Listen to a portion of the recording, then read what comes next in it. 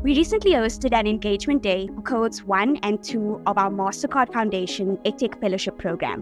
One of the key speakers at the event was Vuyiswa Ncontsa. She is the Basic Education Fund Manager at the Oppenheimer Memorial Trust. Vuyiswa has a wealth of knowledge within the funding space.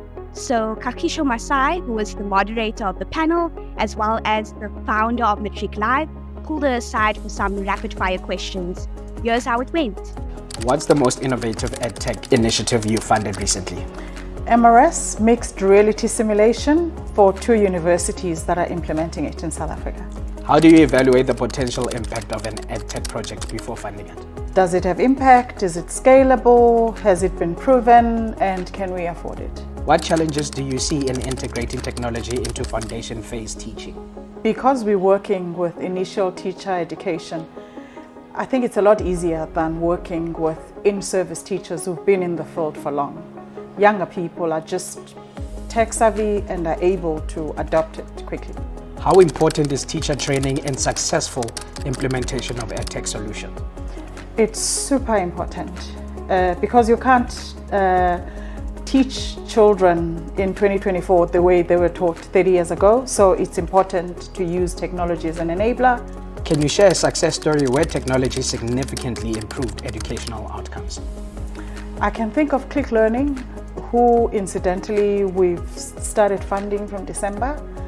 And when you look at the number of schools that are being supported by those products and how they're changing educational outcomes in literacy and numeracy, it's one of the few that we have begun to support as OMT.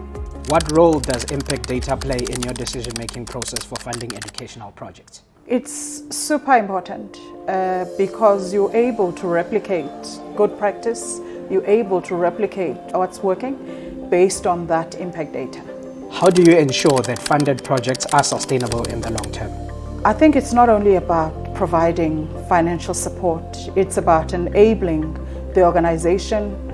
So when called upon, you're able to support with general support funding that could strengthen the capacity of an organization. So it's not just about projects, it's essentially about ensuring that those entities that are having impact can do that in a sustainable way. What trends in EdTech are you most excited about?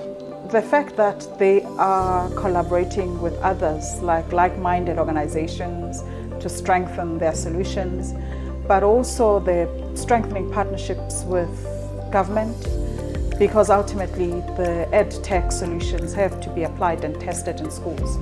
So strengthening of those collaborative partners is super exciting to see.